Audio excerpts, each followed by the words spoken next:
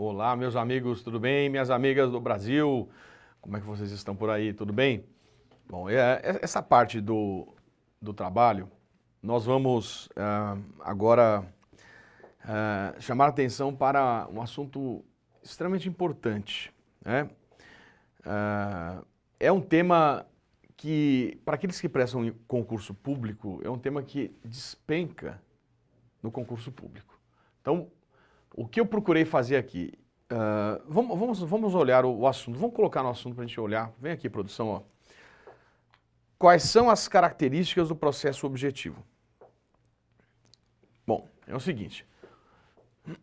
Eu procurei listar aqui 7 características que, na verdade, é uma coletânea de assuntos que eu vou pedir, por favor, para você saber. Aquele que presta concurso público tem que saber isso aqui, porque isso despenca na prova. Eu facilitei eu organizei isso tudo em 7 temas fundamentais do processo objetivo. Vamos colocar na tela aqui, vamos relembrar aqui as ações de controle concentrado. Eu quero que você tome cuidado que você está estudando isso dentro do capítulo de ADI, na parte da ADI. Mas essas são as ações de controle concentrado, a DPF, a ADO, a ADC e a intervenção federal, a representação interventiva. Veja que talvez o foco maior fosse realmente na ADI. Por que eu digo isso? Porque vão existir algumas ações de ADPF, algumas questões envolvendo a ADPF que talvez não se enquadrem tão perfeitamente dentro desta noção de processo objetivo. Você pode ter uma ADPF em razão de um ato do poder público, um ato que seja uma ADPF. E especialmente também a representação interventiva, porque muitas vezes a representação interventiva não é um processo puramente abstrato. Ela se dá em razão de atos concretos ou até de omissão normativa, omissão do poder público, a representação interventiva. É um assunto que você vai ler lá na frente. Então, eu alertei as ações do controle concentrado, mas estou focado na ADI. ADI, tudo bem? Veja, a ação do controle difuso não se confunde com a ação do controle concentrado em ADI. O controle difuso é a declaração de inconstitucionalidade no controle difuso se dá de modo incidental no difuso, ou incidente tanto, uma questão concreta. O controle concentrado, por sua vez, se dá, o concentrado adigenérica em tese, em abstrato. A adigenérica é marcado por generalidade, impessoalidade e abstração. Em tese, em abstrato, marcado por generalidade, impessoalidade e abstração. Fala-se, portanto, num processo objetivo e não subjetivo. Por isso que eu estou insistindo, isso não se dá em todos os processos de controle concentrado, que são essas ações que você viu aí. Mas o foco se dá na ADI. E vou elencar 7 características desse processo objetivo. Vamos para a primeira, vem na tela. Produção, primeira característica fundamental é a inexistência de prazo recursal em dobro ou diferenciado para contestar nas ações de controle de ADI genérica. Veja, eu coloco no livro a redação do artigo 188 do CPC revogado de 73, que dizia que o Ministério Público e a Fazenda Pública têm prazo em dobro para recorrer e em quádruplo para contestar. É no prazo diferenciado. O novo código continua dizendo ou trazendo prazos diferenciados. Está tudo aqui no livro. E fala em prazo em dobro para todas as manifestações processuais do Ministério Público, da Advocacia Pública e da Defensoria Pública. Mas traz ressalvas a esse prazo em dobro, que é se houver uma lei específica tratando do assunto, que é o caso. A ADI genérica tem lei específica, que é a Lei 9868 de 99. Meu amigo, por favor, leia a Lei 9868 de 99. Ela é fundamental para a sua preparação no concurso público. 9868 de 99. Tudo bem? Bom, vamos lá. Diante disso, temos que deixar claro que não existe prazo diferenciado nas ações de controle da ADI genérica. Este entendimento foi fixado num leading case que está aí na nota de rodapé, que é a de 2130. 2130. Bom, colocado isso, colocada a regra, que é esta para aquele que presta concurso público, que vai adotar um concurso, eu vou trazer um precedente da primeira turma de relatoria do ministro Dias Toffoli, está até no livro aí, que é o ARE 661-288, está até grifado em azul aí, em destaque. ARE, está com o livro na mão, dá uma olhada aí, gente, 661-288. E neste caso concreto, se trata do recurso extraordinário em ADI do TJ, que o ministro Dias Toffoli fez uma revisão do seu entendimento e aplicou o prazo diferenciado aqui. Eu quero explicar quando cabe esta ação. Esse assunto é desenvolvido, o cabimento dessa ação, quando a gente fala lá do controle estadual, na parte final do capítulo de controle. Mas é o seguinte, a ADI correu no TJ. E normalmente a ação que corre no TJ começa no TJ e morre no TJ. O que aconteceu aqui foi a seguinte situação. A tese debatida constitucional é uma tese de reprodução obrigatória da CF na CE.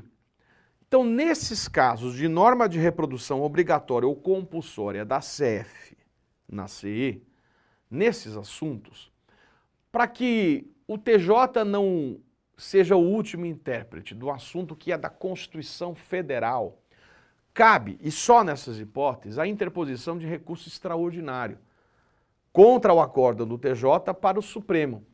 E é esse o caso aqui, da exceção que o Dias Toffoli criou. Ele entendeu que, como o RE no processo subjetivo tem prazo em dobro diferenciado, não via lógica de não aplicar este mesmo entendimento no processo abstrato. E aplicou o prazo diferenciado no RE, na situação específica. Então veja, muito cuidado. O entendimento a regra é esta, esse é o leading case, não cabe prazo diferenciado. Contudo, existe um precedente, que é o da primeira turma, que o plenário não enfrentou, que está admitindo o prazo diferenciado na hipótese de RE. Eu coloco, quando você continua lendo esse assunto, que este tema está pendente de julgamento no agravo de instrumento 827-810 e o Supremo vai ter que enfrentar isso. Tudo bem? Mas volta para a tela com a primeira regra geral, inexistência de prazo recursal em dobro ou diferenciado para contestar. Tudo bem? Essas características são características do processo objetivo e em razão do processo objetivo. E aí a gente passa a falar da segunda característica, inexistência de prazo prescricional ou decadencial. Bom, vamos imaginar que estamos diante de um processo subjetivo, por exemplo, de indenização, uma ação indenizatória por dano moral. Uma ação indenizatória em razão de acidente de trânsito, uma ação no processo subjetivo. As ações têm prazo para serem propostas. Você não pode ficar durante anos sem propor uma ação indenizatória. Vai ocorrer prescrição, dependendo da situação, ocorre decadência. Agora, eu pergunto, e nas ações de controle, será que tem prazo prescricional ou decadencial? Vamos imaginar. É possível que hoje se proponha uma ADI tendo por objeto uma lei que foi editada há 20 anos atrás? Resposta sim. Sim. Não corre prazo de prescrição nem de decadência. Você pode propor a ação a qualquer momento. Por quê? Porque eu não estou discutindo direito subjetivo, estou analisando em tese, em abstrato. A ação é marcada por generalidade, impessoalidade e abstração. Portanto, esta análise em tese, como não estou tratando de um direito subjetivo e sim de um processo objetivo, não corre prescrição, não corre decadência. Aí você vai dizer, mas professor, isso não traz um risco para a sociedade que durante anos aplicou o entendimento e depois o Supremo pode vir a mudar o entendimento? Sim, há um risco. E eu dou um exemplo. No caso do fundo de garantia, havia um entendimento de que a prescrição para a cobrança do FGTS, do fundo, as ações de cobrança do fundo de garantia, a prescrição era trintenária. O Supremo durante anos entendeu assim. E de um dia para a noite ocorreu uma mudança no entendimento do Supremo, ele passou a dizer que a prescrição passou a ser quinquenária, 5 anos. Estou diante daquilo que a gente chama de viragem jurisprudencial, uma viragem jurisprudencial que muda o entendimento que estava sendo colocado num certo sentido. E diante desta viragem jurisprudencial, ocorreu uma surpresa para a sociedade. O que é que se tem como técnica de julgamento para resolver essa situação? A legislação, a Lei 9868 de 99, admite uma técnica chamada técnica de modulação dos efeitos da decisão. Diante de situações como essa, é possível dizer que o novo entendimento vale daqui para frente. É a técnica da modulação dos efeitos da decisão. Extremamente importante para situações como essa e diante da característica da inexistência de prazo de prescrição ou de decadência. Tudo bem? Vamos para a característica 3. Não admissão da assistência jurídica a qualquer das partes, nem a intervenção de terceiros, salvo a figura do amicus curiae. Aliás, o tema do amicus curiae é muito importante, o amigo da corte, que é estudado profundamente aí no livro. Nós temos uma parte profunda sobre o amicus curiae, fiquem atentos, estudem esse assunto, que é um tema muito interessante de participação popular, né? O amicus curiae é um exemplo do que, em um trabalho, Peter Abele chamou de sociedade aberta dos intérpretes da Constituição. É uma contribuição extremamente valiosa aí para os julgamentos de processo objetivo. Então, vamos dar um exemplo.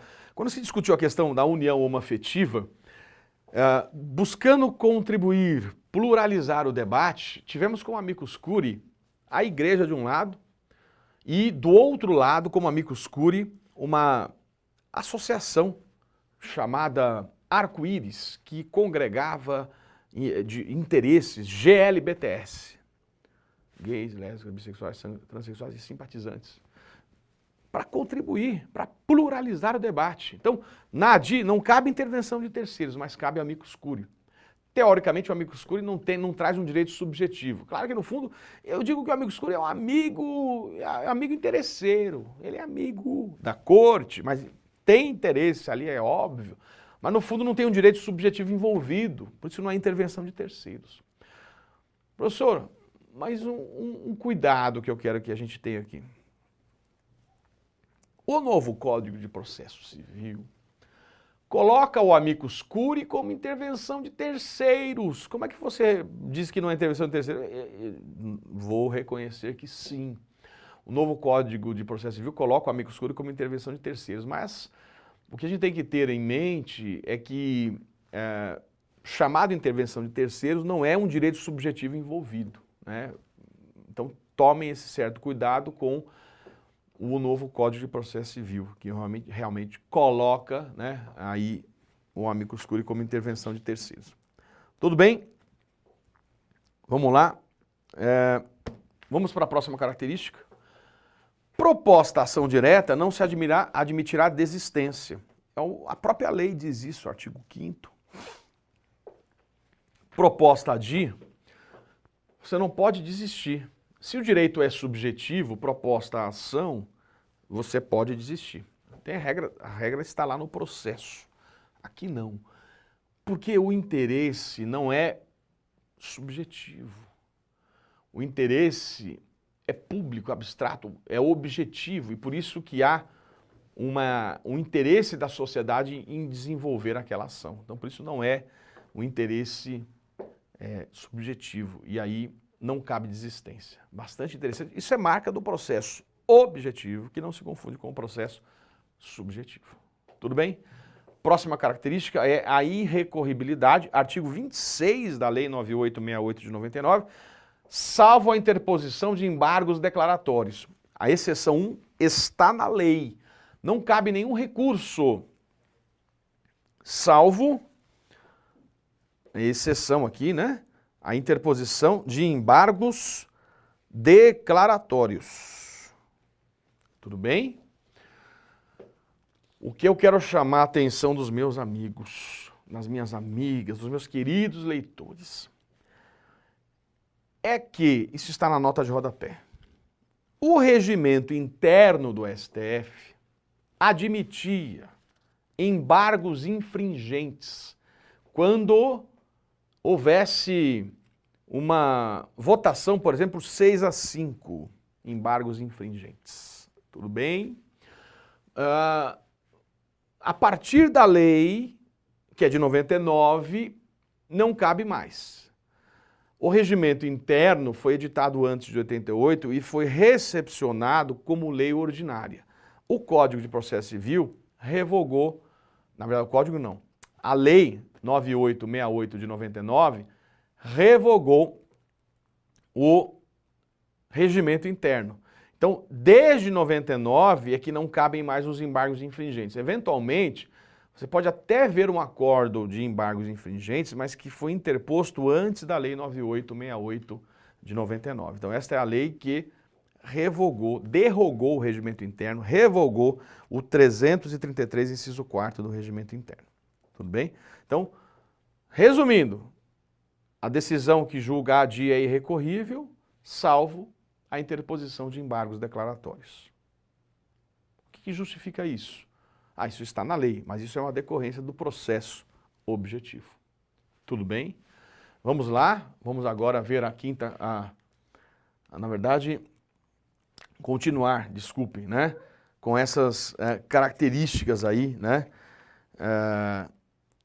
Essas características da irrecorribilidade, né? Tem uma outra exceção aqui, gente, né? Uma outra exceção bastante interessante, que eu coloco como exceção número 2, que é o agravo interno. Na verdade, esta é a quinta característica, né? Porque a quarta é a não admissão da desistência. A irrecorribilidade é a quinta. A exceção 2 é o agravo interno. O que é isso, gente? É o seguinte: contra a decisão do relator que indefere a petição inicial, que for inepta, não fundamentada e manifestamente improcedente, cabe agravo interno para o plenário. Então veja, o artigo 4º da Lei 9868 de 99 diz que o relator pode não receber, né, a petição inicial, né, quando ela for, indeferir quando ela for não fundamentada e manifestamente improcedente. Ele vai indeferir. Esta decisão do relator, contra ela cabe agravo. Era o agravo regimental, mas o novo Código de Processo Civil definiu isso como agravo interno. Isso está no 1021 do novo Código. O regimento interno falava em prazo de 5 dias. O novo Código fala lá no 1070 em prazo de 15 dias. Eu tenho sustentado que é esta aplicação. Vou ler o 1070. É de 15 dias o prazo para interposição de qualquer agravo previsto em lei ou em regimento interno do tribunal contra a decisão de relator ou contra a decisão unipessoal proferida em tribunal. É o caso. Então, se perguntarem no seu concurso público, a decisão de ADI cabe recurso? Cabe. Embargos. Ou, se a decisão proferida na ADI foi por um relator que extinguiu a ação, quando? Não fundamentada, inepta ou manifestamente improcedente, contra essa decisão na ADI, cabe agravo interno para o pleno. Prazo de 15 dias, 1070 do CPC 2015. E, por fim, a última exceção, É irrecorrível, salvo cabimento de recurso extraordinário contra acórdão do TJ em ADI nas hipóteses de norma de reprodução obrigatória ou compulsória da CF na CE. Este assunto é estudado em competência e na parte final do capítulo sobre controle. Em determinadas situações, cabe a interposição de recurso extraordinário contra o acórdão do TJ para o Supremo, quando o que está previsto na Constituição do Estado, que serviu de parâmetro de controle, é uma norma de reprodução obrigatória ou compulsória da Constituição Federal na Constituição Estadual. Então, por isso, meus amigos, é mais uma hipótese de recurso nesta ação de controle ou de processo objetivo. Tudo bem? Então, vamos lá. Essa seria a quinta característica, peço que corrijam aí, né, esse material seu, e vamos para a sexta característica, que é não cabe a ação rescisória. Artigo 26 da Lei 9868 de 99. Olha, veja, julgou a ADI, transitou em julgado, não cabe rescisória. O que significa isso, gente? Veja, é o seguinte, não cabe rescisória, mas isso é muito importante. Eu não estou dizendo que o Supremo vai ficar ou ficará amarrado àquela interpretação para o resto da vida. O próprio Supremo pode evoluir a jurisprudência e mudar o entendimento. Eu diria que a coisa julgada se dá, poderia usar uma expressão que eu usei no meu doutorado, quando defendi esse assunto, poderia dizer que esta coisa julgada tem íncita a ela a mesma situação que ocorre na ação de alimentos. Muito parecida a história. Uma cláusula rebus sic stantibus. Enquanto perdurar aquela situação, ela se estabiliza. Mas a partir do momento que o próprio Supremo muda de entendimento, há uma superação de entendimento. E o Supremo não está vinculado àquela decisão, porque o Supremo é o intérprete final. Ele pode evoluir a jurisprudência e superar o entendimento que está já transitado em julgado, na ação em si. Isso é muito comum acontecer. O Supremo tem uma interpretação durante muito tempo e ele muda o entendimento. Veja, durante muitos anos, o Supremo entendia que caracterizava o crime de aborto a interrupção de gravidez. Ocorre uma mutação constitucional, uma nova interpretação, e passa-se a entender que é possível interrupção de gravidez de feto com anencefalia. E aí o Supremo muda o entendimento, ele não está preso a uma eventual interpretação que fora dada. Perceberam? Então, o que a gente pode dizer? Não cabe rescisória. E o Supremo fica preso àquele entendimento? Eu diria que o Supremo está preso ao entendimento que ele mesmo deu até que ele, Supremo, mude de posição. Porque o Supremo é o intérprete final. Claro que com toda uma preocupação de estabilidade, o novo Código, depois dei uma lida no artigo 926 do novo Código, fala de uma jurisprudência estável, né, coerente, integridade, coerência, estabilidade. O Supremo tem que tomar um certo cuidado, né, com essas viragens repentinas e muito pontuais ou políticas ou casuísticas. Isso é muito complicado. Mas o 926 tem esta preocupação e o 927 no novo Código de Processo Civil. Então fiquem atentos a isso. Tudo bem? Vamos lá? Agora para a última característica, não vinculação à tese jurídica ou à causa de pedir. Então se você propõe um MADI tendo por fundamento um vício formal, é possível que o Supremo entenda que não houve vício formal e nulifique a lei com base na tese do vício material. O Supremo não está preso à causa de pedir que você colocou na ADI. Você não, os legitimados do 103. Aliás, é possível, inclusive, o Supremo, ao julgar procedente uma ADI, por arrastamento ou reverberação, que eles usam essa expressão, nulificar uma lei que não era sequer objeto do pedido. Olha que interessante. Você propõe uma ação, julga contra um ato normativo e o Supremo declara inconstitucional a lei e por reverberação, né, nulifica uma outra lei que estava a ela vinculada ou um decreto que regulamentava esta lei.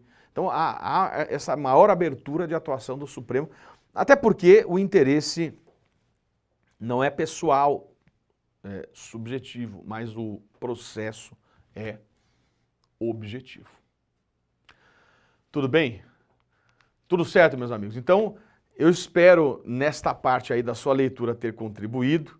A gente tem tido esta preocupação, né, toda vez que surgem temas no meio dos capítulos, a gente tem em alguns momentos aparecido aí nos vídeos, né? Espero que vocês estejam gostando sempre, né? Estamos sempre abertos a críticas, sugestões, ideias novas para a gente implementar o nosso material. Aliás, o direito constitucional esquematizado é o nosso esquematizado, né? A gente está junto nesse barco, estamos juntos e, portanto, estou sempre aberto a críticas, sugestões, ideias. Contem comigo. Então, até o próximo encontro e a gente se vê. Boa leitura, valeu!